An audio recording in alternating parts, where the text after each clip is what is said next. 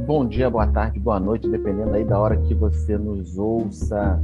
É mais um episódio, na verdade, o segundo episódio da série O Ouvidor Pergunta, o especialista responde, falando sobre mediação na Justiça do Trabalho. E mais uma vez com a juíza Camila Leal. Doutora Camila, como vai?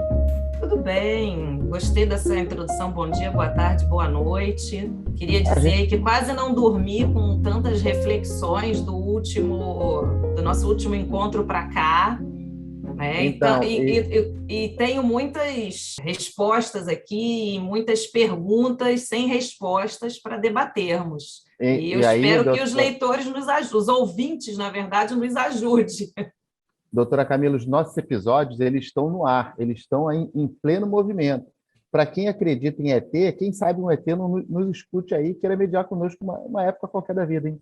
Olha, eu não duvido de nada, não convide que eles venham, tá? Porque no Sejus que nós temos um lema que é o seguinte: sabe aquela propaganda? Passa no posto Ipiranga que Ipiranga, tem? não Então, pode fazer Sejus propaganda do que. posto, hein? Ah, não pode, né? Maiara, É. corta. Eu vou voltar e vou falar sem o Não, eu tô posto. Volta. brincando, continua, continua. Né? É verdade, mas estamos fazendo propaganda aqui, né? Então, mas passa que tem. No Sejus que a gente fala sobre isso, né? Ah, como é que a gente resolve isso? Passa lá no Sejus que tem. Então, não convida não, porque o ET vai vir.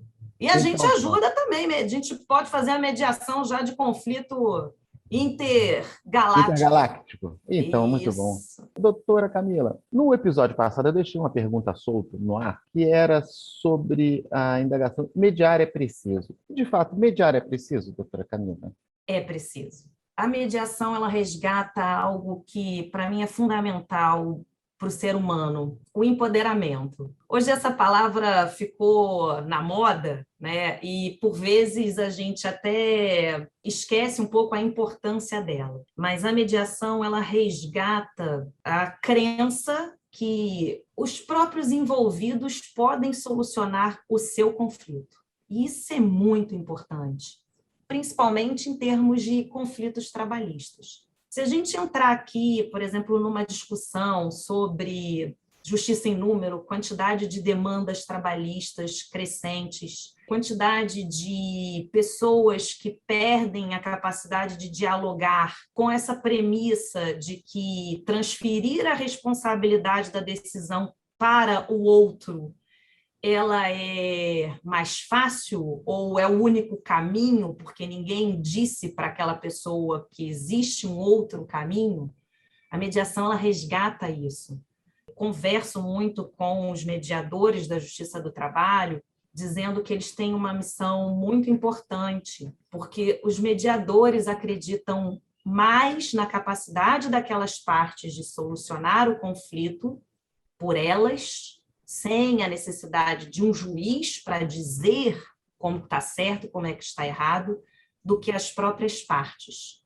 Mas, aos poucos, a mediação ela ajuda nessa cultura de paz, ajuda a disseminar esse entendimento e resgatar essa responsabilidade que é do ser humano.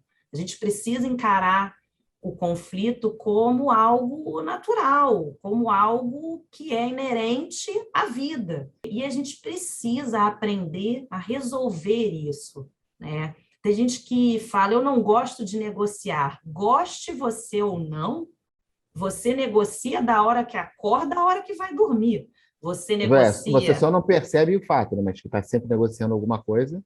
Você negocia quem é casado com o marido ou com a esposa, negocia com seus filhos, negocia o tempo todo no trabalho. A vida é uma grande negociação com seu vizinho. Hoje, então, com uma situação de pandemia, você negocia se você entra no elevador ou se o vizinho pode entrar com você. A vida é uma negociação. Mas a gente tem uma cultura, né, principalmente no Brasil, isso tem a ver, por isso que nós falamos que a mediação é multidisciplinar, isso tem a ver, inclusive, com uma educação, se você tem uma base construtivista ou se você tem uma base mais de uma educação mais formal, assim, que é isso, que é você ensinar as pessoas a decidir e assumir a responsabilidade pelas decisões que tomam. Esse seria, então, Camila, então seria um grande benefício da mediação, se é que eu posso dizer assim, é a capacidade de ouvir o outro, assim, é você parar para ouvir o que aquela demanda representa para o outro, falando muito especificamente do nosso caso aqui de mediação trabalhista? A minha experiência, o grande benefício é você entender quais são as suas necessidades que não foram atendidas, ou seja, o que fez com que você não conseguisse solucionar com o outro de uma forma amigável e que gerou aquele conflito, você entendeu o que você realmente precisa, o que você não teve atendido, né? E isso você faz através de uma escuta ativa para consigo mesmo e para com o outro. Então, o primeiro ponto é esse, é você identificar. A mediação ela vai mostrando como que a gente lida mal com esse conhecimento. Então, quando um trabalhador questiona que não recebeu horas extras, está muito claro qual é a posição dele. Ele quer o pagamento de horas extras, mas não está claro qual a necessidade que ele não teve atendida pelo não pagamento dessas horas extras. Que necessidade foi essa? Uma necessidade básica de reconhecimento pelo trabalho que ele prestou? Uma necessidade básica, eu preciso daquele dinheiro para poder me sustentar? Qual foi a necessidade? Quando uma pessoa pede um pagamento de indenização por danos morais, qual a necessidade que ela não teve atendida? Uma necessidade básica, uma necessidade de estima, uma necessidade de ser reconhecido como um ser humano digno de um tratamento adequado. Então, a mediação proporciona isso através desse procedimento. Você entender o que você não teve atendido, você entender por que o outro te disse um não. Porque quando alguém te diz um não, ele está precisando dizer sim para uma necessidade dele. É cada escolha uma renúncia, né? Então, né, Camila, você pode gravar o próximo podcast amanhã? Se eu lhe falar não, isso pode ser um fato gerador de um conflito para nós. Claro. Você pode achar que eu estou te dizendo um não porque eu não quero colaborar. Você pode ficar chateado comigo. Mas quando eu estou te dizendo um não, é porque eu preciso dizer um sim para alguma necessidade minha. E quando a gente aprende na mediação isso, tudo vai ficando muito mais claro. E a gente vai tendo a capacidade de resolver os nossos problemas. Inclusive de se expressar melhor. Então, posso falar, olha, Excelência, amanhã eu não consigo porque eu tenho uma reunião de trabalho neste mesmo horário. Então, eu preciso dizer sim para essa demanda. Ou eu não consigo porque amanhã eu preciso levar o meu filho ao médico. Então, eu preciso dizer sim a uma minha necessidade pessoal. E a mediação vai nos mostrando isso, né? Que o não que alguém te deu é um sim para uma outra necessidade. Agora, doutora Camila, vamos falar um pouquinho assim, do marco legal da mediação na legislação brasileira, para depois a gente falar especificamente da regulamentação dessa mediação na nossa Justiça do Trabalho. Qual é o start legal da mediação até a evolução dela quando ela finca os dois pés na Justiça do Trabalho? Então, acho que no primeiro episódio, né, nós conversamos um pouquinho a passando sobre isso. Então, o marco legal na Justiça brasileira é a Resolução 125 do CNJ, em 2010. Ela traz o conceito de mediação. Na sequência, nós temos a Lei da Mediação, que é a Lei 13.140 de 2015, que trata da mediação extrajudicial. Pouquinho depois vem o CPC, que fala sobre a mediação e a conciliação, e depois a Resolução 174 de 2016 na Justiça do Trabalho, né, que tem a ver com aquela situação que nós mencionamos, né, conversamos um pouquinho no primeiro episódio sobre a emenda que definiu que a Resolução 125 não poderia ser aplicada aqui, tem a ver com essa discussão. Então, a resolução 174 é que é a porta de entrada, e ela é de 2016, e ela, então, finca, né, com os dois pés, a mediação na Justiça do Trabalho. Então, aqui no nosso tribunal, no TRT da Primeira Região, a mediação ela vem de forma organizada, digamos assim, com a criação do primeiro Sejusc, que é o Sejusc de primeiro grau da capital, criado, né, no ato 82 em 2019, ou seja, um bebê.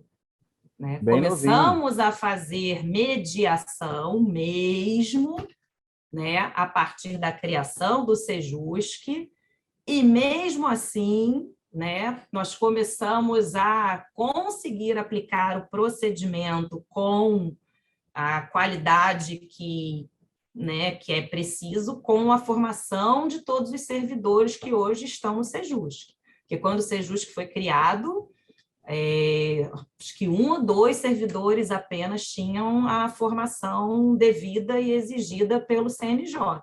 Que, na verdade, essa é a exigência que hoje talvez impeça, né, de você ampliar em grande escala o Sejusc, né? É a nossa Sim. capacitação como um todo, servidores e magistrados. Sim, isso. Nós precisamos ampliar essa capacitação para que a gente possa implementar novos Sejuscs, né, no território da Primeira Região. Hoje a gente não tem material humano capacitado para isso, mas estamos caminhando com formações aí seguidas e com o interesse, né, tanto dos magistrados quanto dos servidores, porque no passado, o último, né, nós estamos com um curso agora, né, e a maioria dos alunos são magistrados e desembargadores, né, que não havia nenhum desembargador com essa formação.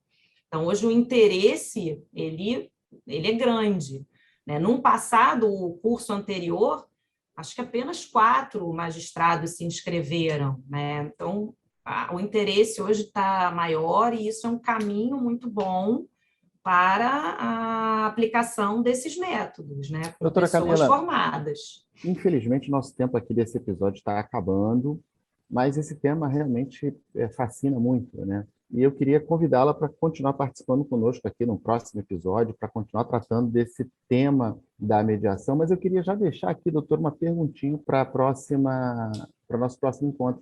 Quais são os reais benefícios que a mediação traz para a jurisdição? Vamos falar sobre isso. Um assunto muito bacana e interessante. Estou já ansiosa, convite aceito. Vamos conversar sobre os benefícios para a jurisdição. Muito bem. Então, encerramos aqui o nosso segundo episódio da série O Ouvidor Pergunta, o Especialista Responde, falando agora sobre mediação trabalhista. E se você quiser deixar sua perguntinha para a nossa especialista, doutora Camila Leal, manda para o nosso e-mail ouvidoria@trt1.jus.br. Nos encontramos no próximo episódio.